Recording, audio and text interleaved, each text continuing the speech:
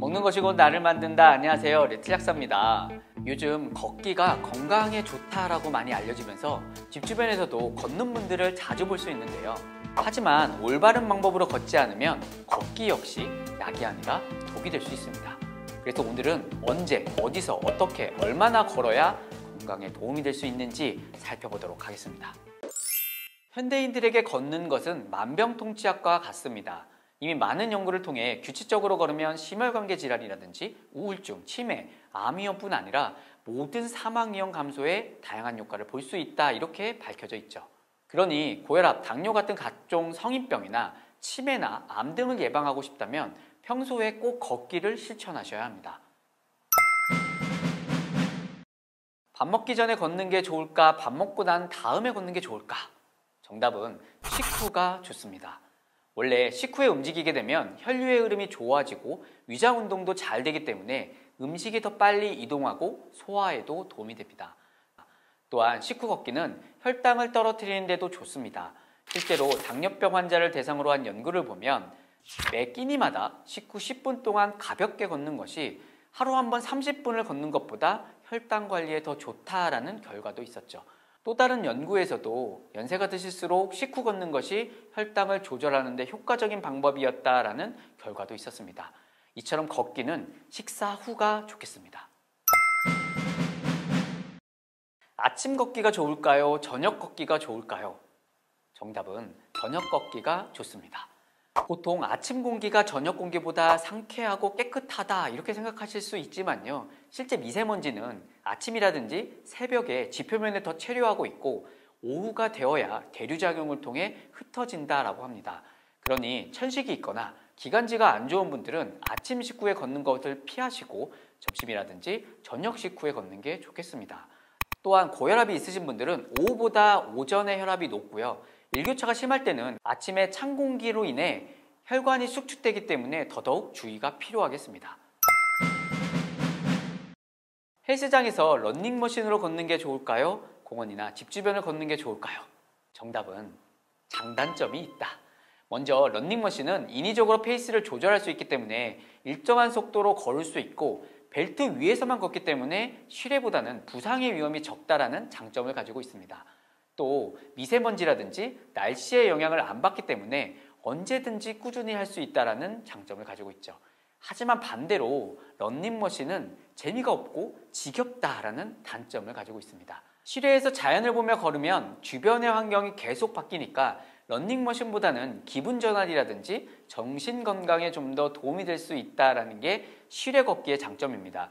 실제로 여러 연구를 보면 공원이나 숲 같은 야외에서 걷거나 또 운동을 하게 되면 자연과 더 가까워진다는 느낌을 받을 수가 있어서 스트레스의 감소, 정신적인 피로의 회복, 또 우울이나 불안감에 조금 더 도움이 될 수 있다고 합니다. 단점은 요즘 같은 코로나 시국에는 감염의 위험성이 있고 특히 미세먼지가 많을 때에는 득보다 실이 많아질 수 있다는 겁니다. 결국 상황에 따라 실내나 야외를 혼용해서 선택하시는 게 좋겠습니다.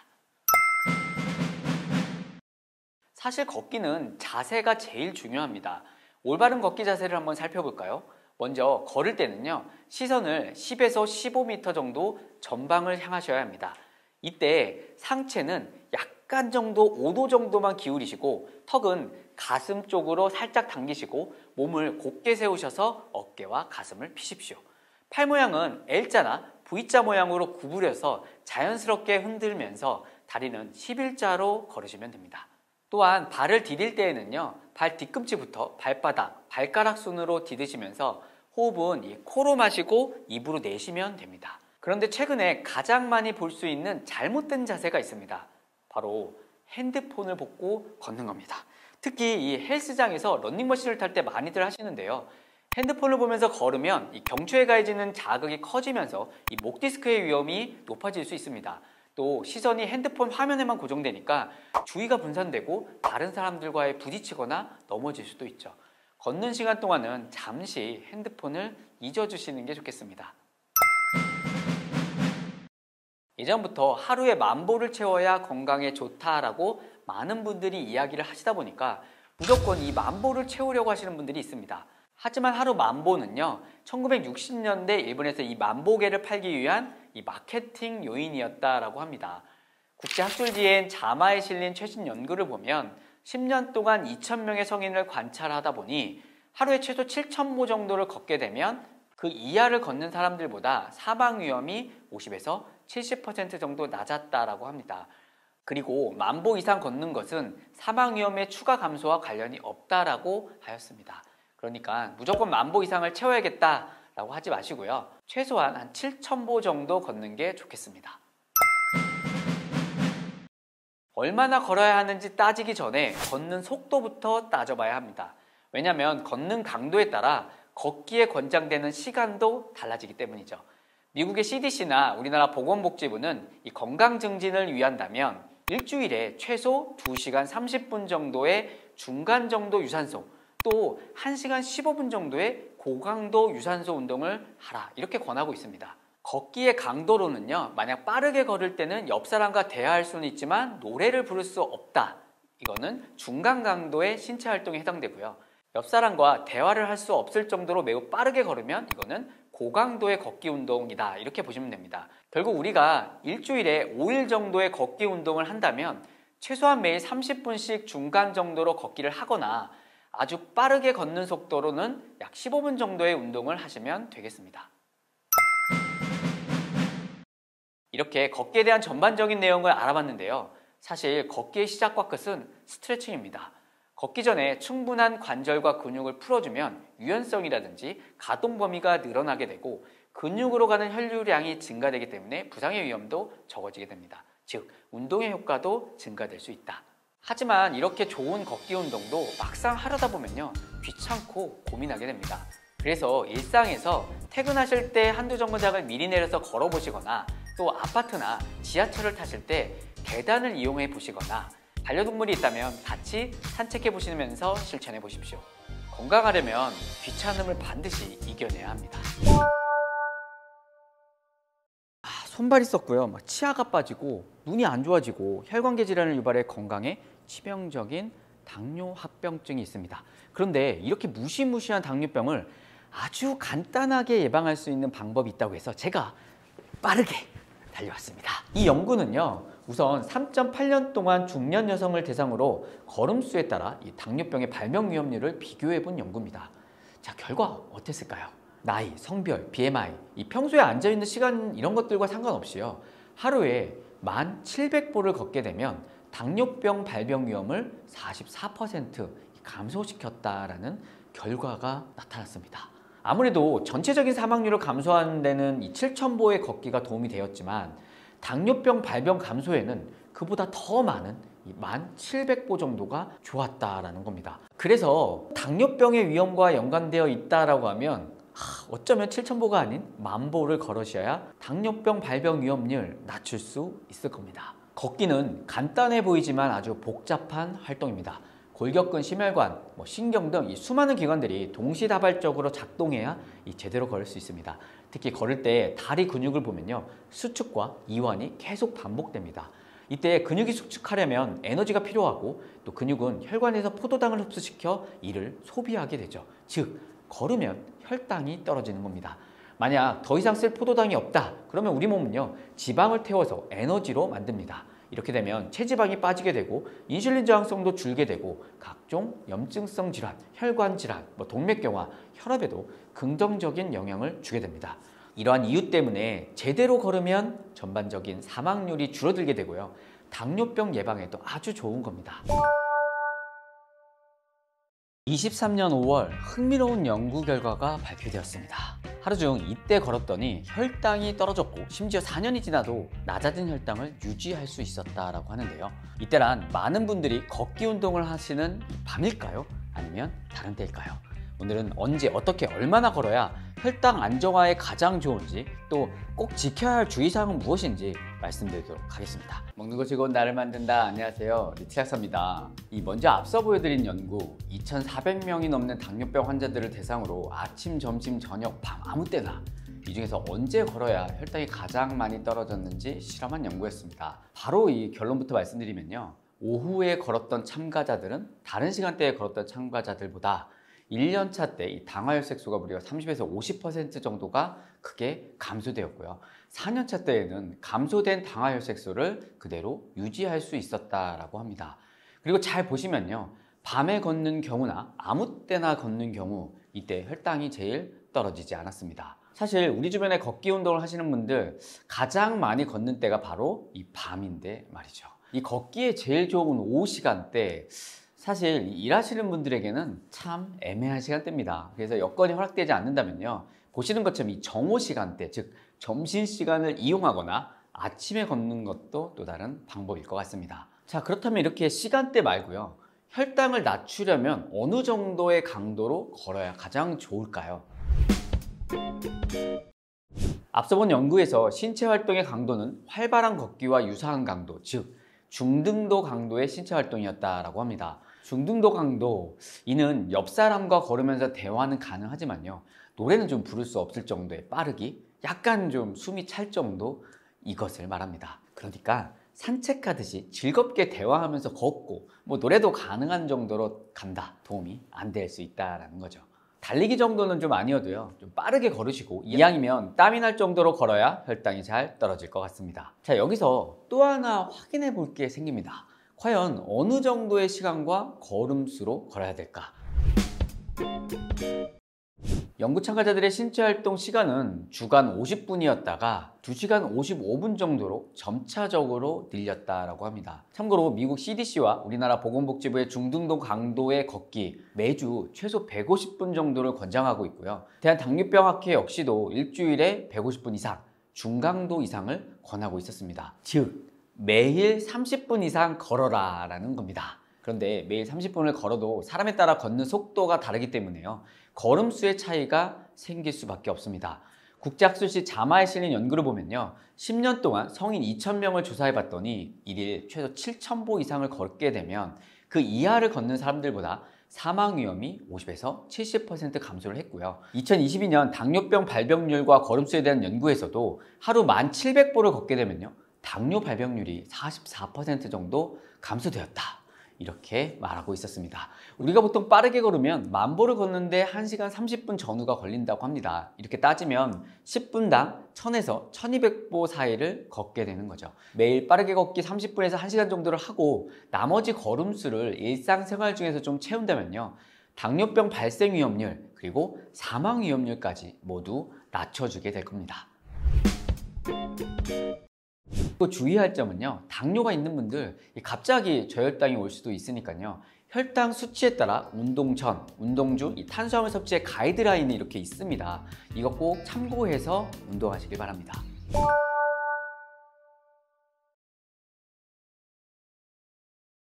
50대 이상이 이렇게 식사를 하면 매일 4,000보 걷는 효과가 있다. 2024년 이 최신 연구 결과입니다. 자, 운동 싫어하시고 걷는 거 싫어하시는 분들 오늘 영상 보시고요, 이렇게 식사하시면 오늘 4,000보 걸으신 겁니다. 구독, 좋아요를 누르셨다면 저와 함께 가보시죠.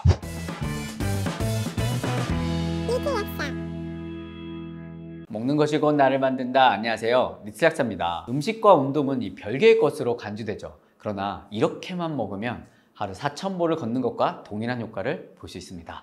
2023년 발표된 이 최신 연구는요, 2,380명의 중년을 대상으로 식이와 심폐체력의 연관성을 평가했습니다. 여기서 심폐체력은 말 그대로 이 심장과 폐의 힘을 말하는데요, 심폐체력이 낮으면 심혈관계 질환의 위험과 모든 원인으로 인한 사망률, 심지어 암으로 인한 사망률까지 높아진다, 이런 증거가 있고요. 흡연이나 고혈압, 고지혈증, 당뇨병보다 더 강력한 사망 예측 인자, 이렇게 알려지면서 최근에 이 심폐체력이 건강에 아주 중요한 지표로 여겨지고 있습니다. 이 연구에서도 실제로 참가자들의 평소 식단을 좀 분석하고 심폐체력과 각종 대사체를 측정해 봤더니요, 건강한 식이를 하는 참가자들이 VO2가 5% 이상 높았고, 이는 하루 4,000보를 걸을 때 증가되는 수치와 유사하다 결론을 내리고 있었습니다. 이때 이 연구에서 중요한 지표로 여겼던 식단, 이게 우리는 지금 가장 중요하겠죠. 우리가 잘 아는 지중해 식단이었습니다. 지중해 식단 같은 건강식을 하게 되면 여러분 하루 4,000보 걷는 것과 비슷한 이 긍정적인 효과를 얻을 수 있습니다. 그럼 지중해 식단이 뭐고 한국인들에게는 어떻게 먹어야 하는 걸까요? 지중해 식단은 그리스나 이탈리아 전통식에 기반을 둔 식단입니다. 미국 전문가들이 모여 평가하는 최고의 식단에 3년 연속 1등한 식단이기도 하죠. 자, 보시는 것처럼 과일, 채소, 통곡류, 견과류, 올리브유 이런 것들이 주된 재료가 되는데요. 몇 끼마다 적절히 나누어 드셔야 합니다. 예를 들어 통곡물 밥은 반 공기 정도, 올리브유를 하루 한 3에서 4스푼 정도, 몇 끼니마다 야채를 200에서 300g 정도 드시고요. 일주일에 적어도 2번 정도는 생선이나 해산물을 섭취하게끔 권장하고 있습니다. 이와 더불어 닭이나 오리 같은 가금류나 달걀, 치즈, 요거트 같은 것들은 일주일에 3번에서 4번 정도 적정량 섭취하시면 되고요. 다만 주의해야 될 것은 적색류나 당류는요, 가급적이면 안 드시지만 최소한만 먹도록 이야기하고 있습니다. 그럼 지중해식 식단의 대표적인 음식은 뭐가 있을까요? 우리 흔히 건강식이라고 알려진 샐러드, 또 토마토 샌드위치, 파스타, 레드와인도 포함됩니다. 인터넷에 이렇게 지중해 식단만 검색을 해봐도요, 많은 요리들과 이 방법들이 나와 있으니까 참고해 보시면 좋은데요. 근데 저는 자꾸 이런 걸 보면서요, 왜 자꾸 김치가 떠오르는지 모르겠습니다. 아무래도 밥이 주식인 우리 한국인의 입맛과는 좀 다르다 보니까요, 온 가족과 매일 먹기에는 부담스러운 면이 있겠죠. 그래서 지중해 식단을 좀 한국식 지중해 식단으로 바꿔보도록 하겠습니다. 먼저 지중해식 식단에 절대 빠지면 안 되는 올리브유, 우리나라에 참기름이 있습니다. 이것으로 좀 대체해서 드시면 되고요. 탄수화물의 파스타는 다양한 영양소가 풍부한 현미밥으로, 샐러드는 우리나라 나물 무침으로 대체해 보시면 됩니다. 그리고 주 단위 오리고기, 닭고기 등을 즐기시고요. 계란과 두부를 잘 섭취하시면서 발효식품이죠. 청국장, 된장 이런 것들도 일주일에 2~3번 섭취해 주시고, 생선 역시도 빼놓지 않고 드시면 좋겠습니다. 물론 이 생선 요즘 바다가 좀 걱정이긴 하겠지만요. 마지막으로 레드와인은요, 생포도 주스 반잔 정도로 대체하시면 좋습니다. 조금 어렵다면 이 삼성 서울병원에서 제시한 식단도 좀 참고해 보시고요. 가장 최고의 한국식 지중해 식단을 뽑는다, 저는 현미 비빔밥을 뽑겠습니다. 통곡물, 채소, 계란, 참기름, 발효 고추장, 지중해 식단의 핵심 요소가 다 들어가 있는 것 같습니다. 어떠신가요? 어쩌면 우리가 옛부터 먹어왔던 건강한 한식이 가장 최고의 식단일 수 있다, 이런 생각이 저는 들었습니다. 건강한 식단은 사천보 걷기와 같은 효과를 나타낼 만큼 우리가 매일 먹는 음식은 운동과 더불어 매우 중요한 요인입니다. 하지만 그렇다고 해서 운동이 먹는 것을 완전히 대체할 수 있다거나 먹는 것만으로 운동을 완전히 대체할 수 있다, 이렇게 생각하시면 안 됩니다. 운동과 음식, 이 적절한 조화가 최고의 건강을 유지할 수 있을 겁니다. 나이만큼 이 뱃살이 늘어난다 라는 말이 있죠. 어느 날 문득 생각보다 많이 나온 이 뱃살을 보고요, 깜짝 놀라는 분들 많습니다. 그렇다고 시간 내서 막 운동하러 가기는 귀찮고 집에서 조금 편안하게 이 뱃살을 확 뺄 수 있는 게 뭐가 있을까요? 그래서 제가 오늘 프로 보디빌더 분에게 이 뱃살을 싹 뺄 수 있는 방법을 배워왔습니다. 이 뱃살 때문에 스트레스 받고 있는 분들, 오늘 영상 끝까지 놓치지 마십시오. 먹는 것이 곧 나를 만든다. 안녕하세요, 티작사입니다. 뱃살이 나와 있다는 것은 이 안에 내장 지방이 많다라는 의미입니다. 그렇다면 많은 분들이 생각하시는 대로 이 윗몸 일으키기, 요거 열심히 하면 뱃살 빠질까요? 아니요, 그렇지 않습니다. 이 복근이 조금은 좀 생길 수 있어도요, 내장 지방이 빠지는 것도 아니고 오히려 이 내장 지방에 가려서요, 열심히 한 복근도 보이지가 않습니다. 즉, 복근 운동만 해서는 뱃살을 절대 뺄 수 없다. 반드시 체지방을 감량시킬 수 있는 전신 운동이 필요합니다. 그렇다면 뱃살을 태우기 위해서는 헬스장을 가서 막 힘들게 운동하고 빠르게 런닝머신 이런 거 타야 될까요? 아니요, 이건 역시 꼭 그렇지 않습니다. 아직도 많은 분들이 고강도 운동을 해야 살이 빠진다, 이렇게 잘못 생각하시고 운동 자체를 좀 부담스럽게 생각하시는 경우가 많습니다. 하지만 2017년 울산대학교 논문을 보면요, 고강도 운동 그룹보다 이 중강도 정도 운동 그룹에서 허리 둘레가 조금 더 감소되었고, 이 혈압도요, 고강도보다는 중강도에서 더 낮아졌다라고 합니다. 즉, 고강도 운동은 이 효과가 나타날 때까지 지속하기가 좀 어렵잖아요. 그리고 무리하게 에너지를 쓰는 과정에서 혈압이 좀 더 오를 수도 있고 건강에 부담이 될 수도 있다라는 의미입니다. 한마디로 무리하지 않고 중간 정도의 강도로 꾸준하게 운동을 해야 지방도 좀 태울 수 있고요, 30분 이상 운동도 지속할 수 있으니까 더 효과적이다라는 의미죠. 그렇다면 중강도 운동 어느 정도 해야 될까요? 그렇죠. 적절히 좀 숨이 차야 되고요. 땀이 나면서 약간은 힘든 정도가 돼야 됩니다. 걷기 운동을 할 때 옆에 사람과 편히 이야기하고 뭐 숨도 안 차고 뭐 노래까지 부를 수 있다. 요거는 저강도, 약간의 산책 정도만 된다는 의미입니다. 그래서 뭐 걷기를 할 때도 사실은 어느 정도 빠르게 걷는 게 굉장히 중요하죠. 그런데 가끔 나가기 싫을 때 있잖아요. 춥거나 덥거나 또는 귀찮을 때, 이럴 때 집에서 좀 적절히 숨차고 땀날 수 있는 중간 정도의 이 운동이 있습니다. 오늘 그 운동 알려주실 분 만나보시죠. 안녕하세요. 네, 제가 말씀드린 대로 오늘 걷기 대신에 뱃살을 확 빼줄 수 있는 운동 알고 있다고 하셔가지고 제가 직접 우리 트레이너분이시거든요. 제가 한 7년 동안 주 3회 와서 운동하는 곳이기도 하고요. 오늘 아무래도 제가 하는 것보다는 더 전문가가 해주시는 게 가장 좋으니까요. 오늘 재밌게 좀 배워보고 알려주셨으면 좋겠습니다. 네, 알겠습니다. 자, 오늘의 운동은 뭘까요? 오늘 하실 운동은 슬로우 버피라고 하셔서 원래 버피라고 하시는 동작을 집에서 실내에서 하실 수 있도록 좀 천천히 하는 동작을 말씀드리는 거고요. 초보자분들이 하시기 좋으실 거예요. 자, 그럼 이제 직접 알려주시는 대로 한번 가보실까요? 네. 그럼 일단 직접 시범 한번 보여주시죠.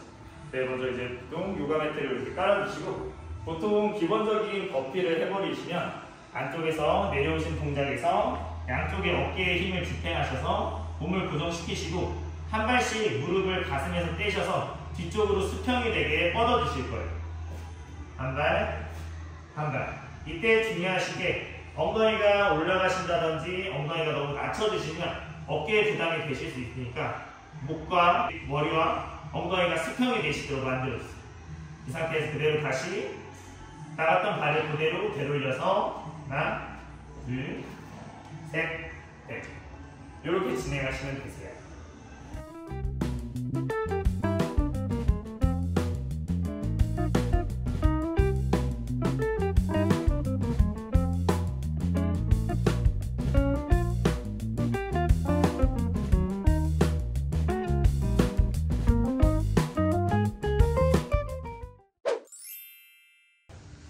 근데 아까 슬로우 버피라고 하셨잖아요. 네. 이 버피와 슬로우 버피 또 차이가 좀 있나요?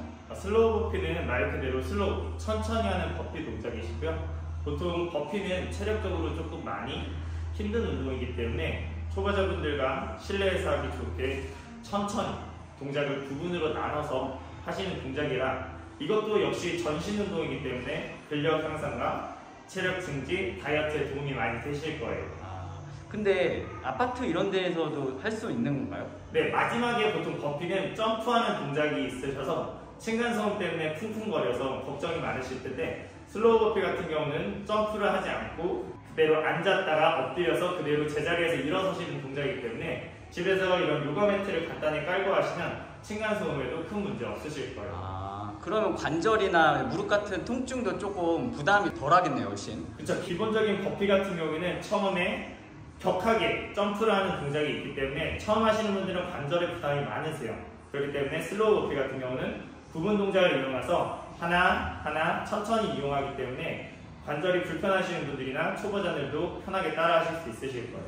네. 자, 뱃살이 빠지는 운동 잘 보셨나요? 제가 추가적으로 뱃살 빼는 아주 중요한 팁 간단히만 말씀드리고 마무리하겠습니다. 일단 먼저 식습관은요, 절대로 굶으면 안 됩니다. 단백질, 탄수화물, 지방을 적절한 비율로 잘 섭취해 주셔야 되는데 첫 번째 이 단백질, 육류, 어류, 곡류 이 세 가지 단백질류를 골고루 좀 섭취해 주십시오. 닭가슴살을 기본으로 지방이 적은 돼지 안심도 괜찮고요. 고등어, 삼치, 동태 같은 생선도 일주일에 한 번 섭취하는 게 좋습니다. 또 식물성 단백질, 콩, 두부 잊지 마십시오. 두 번째 탄수화물, 요 탄수화물 뱃살 뺄 때 참 어려운 부분인데요. 기본적으로 탄수화물은 이 빵, 과자처럼 정제 탄수화물은 멀리 하셔야 됩니다. 특히 좋다고 하는 이 과일도요, 과일 주스 안 됩니다. 왜냐하면 이 가당이 좀 농축되어 있기 때문에요. 과당은 간과 이 복부에 바로 지방을 쌓이게 하는 주 에너지원입니다. 탄수화물은 뭐 잡곡밥이나 현미밥 같은 또는 뭐 고구마 같은 복합 탄수화물 요걸로 드시기 바랍니다. 세 번째 지방은요. 지방 중에 중성지방과 콜레스테롤을 낮추는 대표적인 게 있죠. 오메가3와 오메가9, 즉 들기름이랑 엑스트라 버진의 올리브유 이 오전에 한 숟갈씩 드시는 거 괜찮습니다. 끝으로 비타민과 식이섬유가 풍부한 채소류 드실 때 꼭 많이 섭취해 주시면 좋겠죠. 마지막으로 스트레스를 풀 수 있는 무엇인가는 반드시 해주셔야 됩니다. 스트레스가 많아지고 풀지 못하면요. 이 부신이라는 곳이 있는데요. 이 부신에서 스트레스 저항 호르몬이죠. 코티솔이 나오는데 이 코티솔이 과량 분비되면요. 인슐린의 분비를 증가시키고 인슐린 저항성을 불러일으키기 때문에 점차적으로 식욕을 증가시키고 이 복부 지방 늘어나게 됩니다. 그러니까 뱃살 빼려면 반드시 식단 관리처럼 스트레스 관리도 필수라는 거. 뭔가 풀어줄 것을 조금 찾아야겠죠. 그리고 일상생활 도중에 활동량을 좀 늘려주시면 훨씬 좋겠죠. 뭐 엘리베이터 대신에 계단을 좀 이용해 주시고요. 주차를 조금 멀리 하고 좀 걸어오는 거. 또 대중교통을 이용해서 평소 활동량을 늘려보십시오. 어느 순간 이 홀쭉한 배 보게 되실 겁니다. 뱃살은 단순히 외적으로 보이는 문제를 떠나서 다양한 위험한 질병의 원인이 됩니다. 고혈압, 신장병, 뇌졸중뿐 아니라 인슐린 저항성에 의해 당뇨병과 비만을 유발할 수 있죠. 대장암이라든지 각종 암의 위험도 높아진다고 하니까 이 뱃살, 만병의 근원이라고 불리는 이유 당연하겠죠. 나가서 빠르게 걷는 게 귀찮고 힘들다면 아까 제가 보여드린 이 집에서 할 수 있는 운동이라도 꼭 해주시길 바랍니다. 궁금한 점이 있다면 댓글 남겨주시고요. 상담 원하시면 리틀약사 블로그나 저 인스타그램도 있으니까 방문 많이 해주십시오. 못 고치는 병은 없습니다. 못 고치는 습관만 있을 뿐입니다. 구독, 좋아요, 댓글, 알림까지 잊지 마십시오. 지금까지 리틀약사였습니다. 감사합니다. 구독을 원하신다면 이쪽, 더 많은 영상들을 보고 싶다면 이쪽.